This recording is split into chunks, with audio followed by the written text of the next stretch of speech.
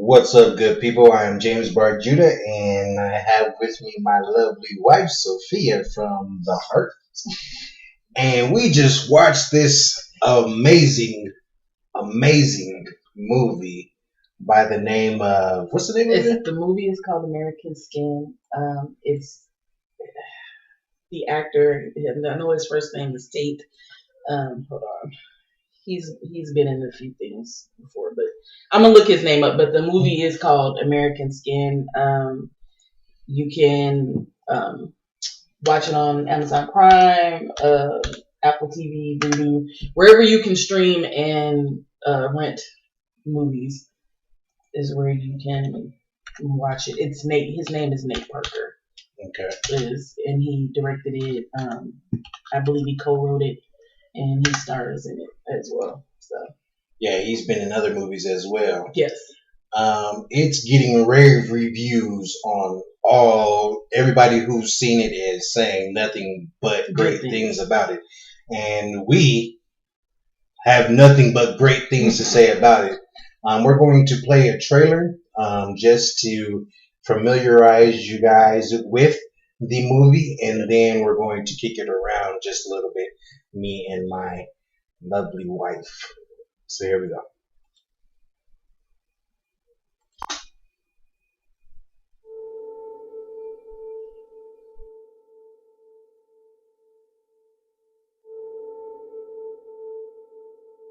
You remember me?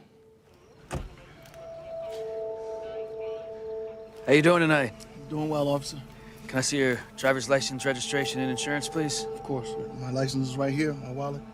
It's all right, son. You remember the night in July? Hands up! Hey! Wait! Put the phone down! Put that phone! Sorry, it's a phone! It's a cell phone. It's just a cell phone. You knew he was unarmed. Get to the car and put your hands in the air! Officer, please, he's just a kid! You pointed your gun at him. Okay, get out of the car, son. Easy. You pulled the trigger. Put the phone away! Put the phone away! The grand jury determined that no probable cause exists to file any charges against Officer Randall. This is my son. This is my little boy. You took that from me. The world took that from me. Today we make that right. Hear me when I say this, because I'm only going to say it once. Don't stop filming.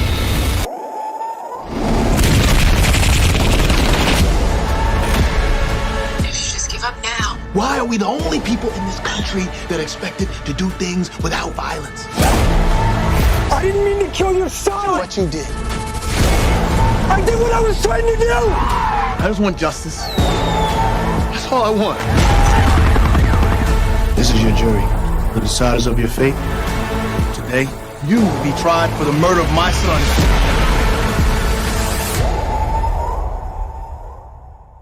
You scared? Are you afraid?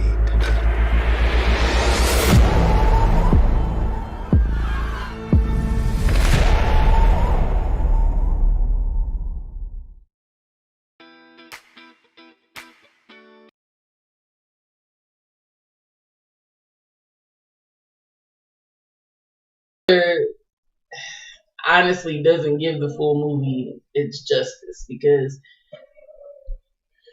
just the conversation, the dialogue that's had in the movie are conversations that people are having every day.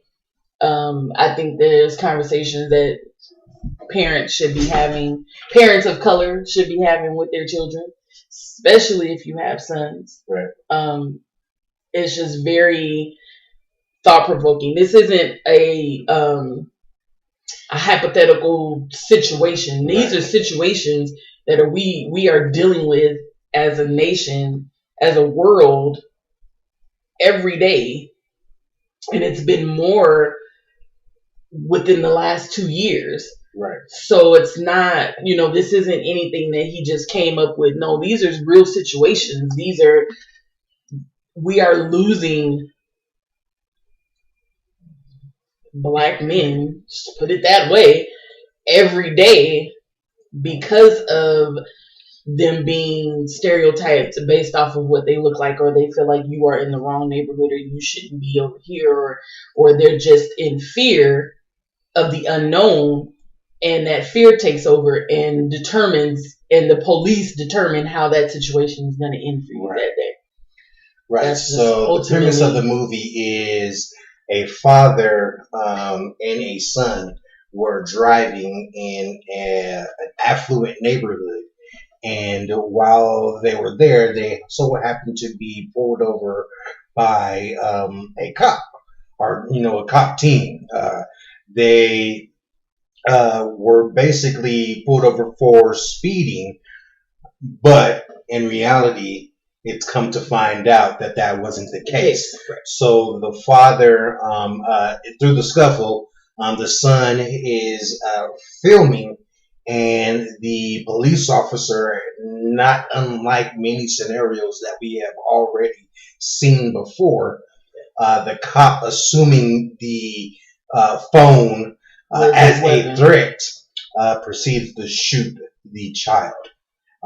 Then the cop is tried, but is found not guilty. Though all the evidence is there to convict this individual, the don't cross the blue line card came up, right. I guess if you want to say, right. And he was able to be let go. Well, this father resolved in himself to say, well, you know what? How long do I have to remain silent for justice to be heard? It was a year. It was a year after the shooting to the point of the officer being tried, and the father holding his peace and praying and hoping that justice would be served for his son. Right. And it wasn't. And when it wasn't, he deduced, he said, okay, I have to do something about this. Right. And so, not to give too much away about the movie, we just really wanted to just say, man, this is a really good movie. Right. It is on point to what's going on in the world today. And this is what I'm going to impress on the new president, Joe Biden. Everything that you have said today in your inaugural speech about equity and equality, I implore you, sir, to be a man about your word and go through this whole DOJ. Go through all, have each precinct from state to state do a thorough investigation of any type of hint of corruption. Yes. Any type of hint of corruption. And whatever the severity of that corruption may be, let that same severity be the consequence for that precinct or for that person. Mr. Biden, if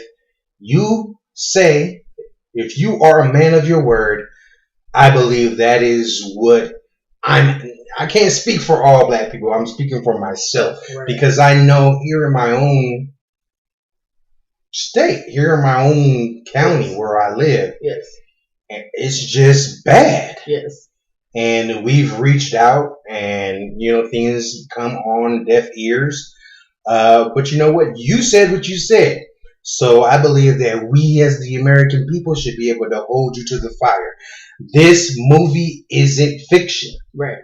Not at all. And that's not to say that there aren't any good cops. Right. But this is the reality that we are faced with, that we are dealing with, as not just as people of color, just people in general. And I think that's what people try to get wrapped up in, and it's like, oh well, everybody tries to make everything a race thing. Mm-hmm.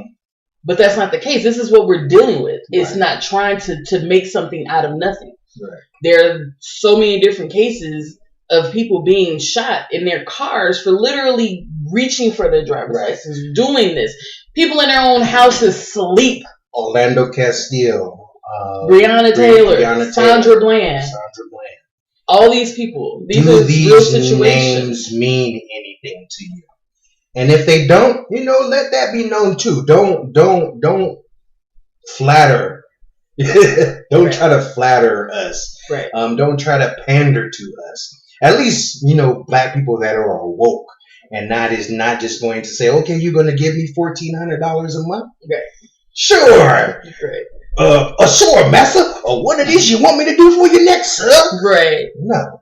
At least I can speak for myself. That ain't me. So, I don't really have too much more to say about that other than to say that, for the rest of everybody, go watch American Skin. Yes.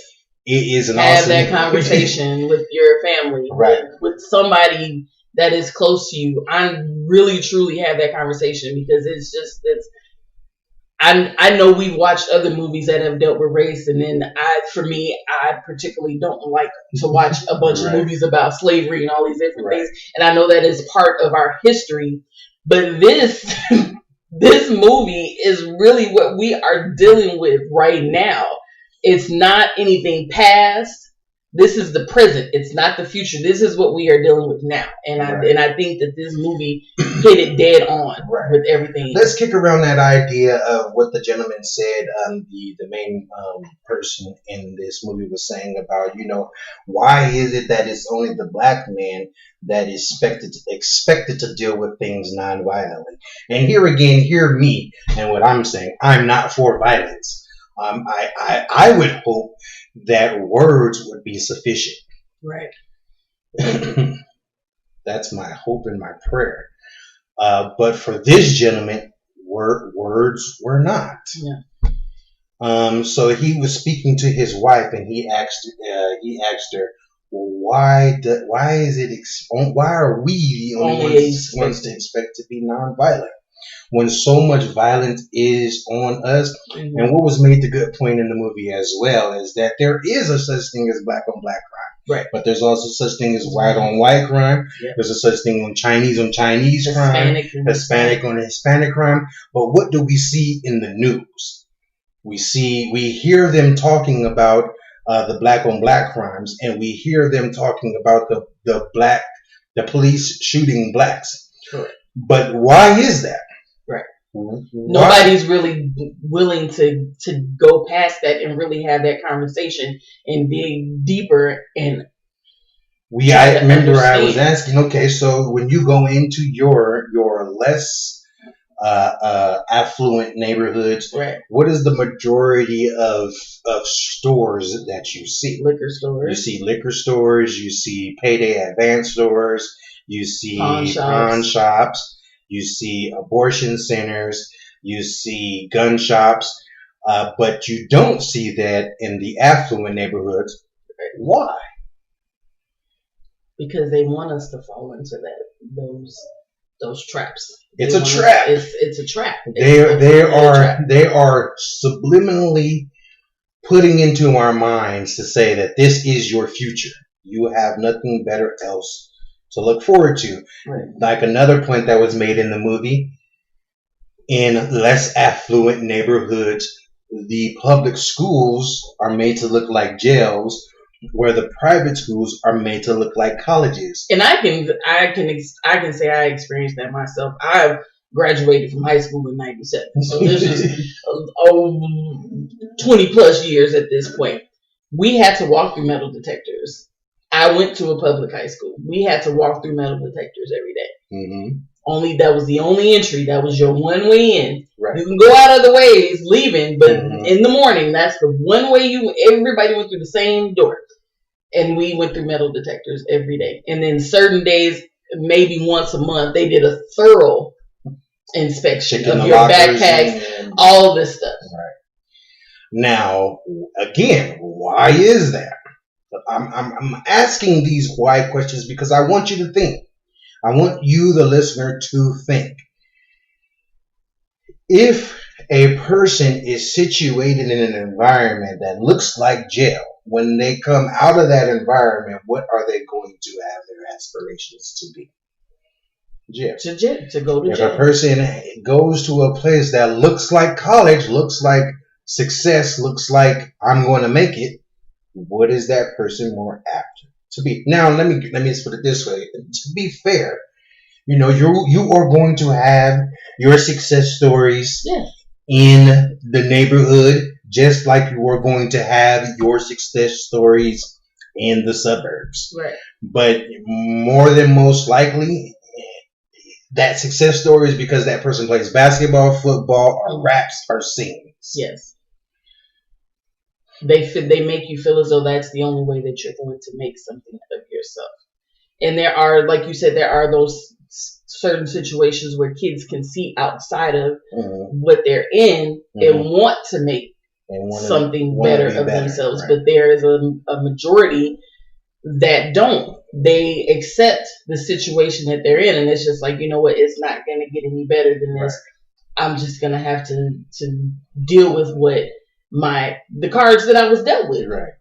And so I asked my wife the questions. You know what a gangster really is? A gangster is really an entrepreneur. He's really a businessman. Yeah. He is trying to make a means for his family. Do I agree with that? No. But here's what I'm trying to say. That if we as a society, as black people, could come together and switch that mentality to something positive, something legit, and build back up that Black Wall Street, and we invested money back into our society, back into our community, back into us, start buying land, start buying properties, start doing the same things that, all the other people are doing. Right. And stop, because there is a real sense of us kind of hating on ourselves. But that's bred into us, because when we were out on the fields or out on the plantations or whatever, Massa's wife would look at Bonquiqui's hair and be like, oh, her hair is nappy and everything else. And then it built a complex. Right.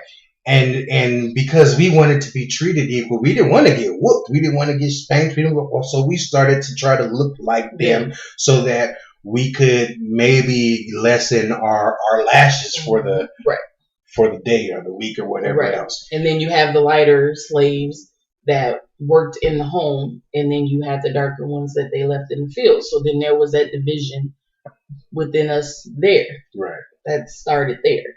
So, it's just so many different issues that we deal with as a society that we need to have discussions on and really try to have some type of resolve. And do I think it's going to be something that happens overnight? No, but I do think that these conversations need to be had. Right. I guess the plain and point simple of the purpose of us doing this is to again introduce you to the movie American Skin, going in and watch that. Right. And to just put it out there. My wife did ask the question again. To me, what would I say to my son if I had one about this? What I would say to him is stand up for yourself, but be respectful. Yes, sir. No, sir. All of that. Not until your life is literally, there's an old saying, don't shoot till you see the white of their eyes. If they are assaulting you and it's on camera and it's on the video, and you don't be the one to throw the first punch. Don't be looking like you're reaching for a gun. Don't be as complicit and compliant as possible, but stand up for yourself. Yes. Amen. Now, for my girls, what I said, all our kids now are really young anyway. Yeah. And they're all girls. And so they don't really I don't think that they will have too much problem with this issue. But what they will have problems with as females, my advice to them is what I say. You said, the second time you said, speak your mind and keep your legs closed. Speak your mind, And keep it. but keep your legs closed. Y'all ain't got to worry about that now, but as you get older, and that will start making more sense to you, and as you go into women. Right. But yeah. So you know what? I'm James BarJudah. I'm Sophia. This is Shed Some Light. We just want to introduce you guys to this movie. You guys be blessed. Go watch it. Go watch it. Go watch it.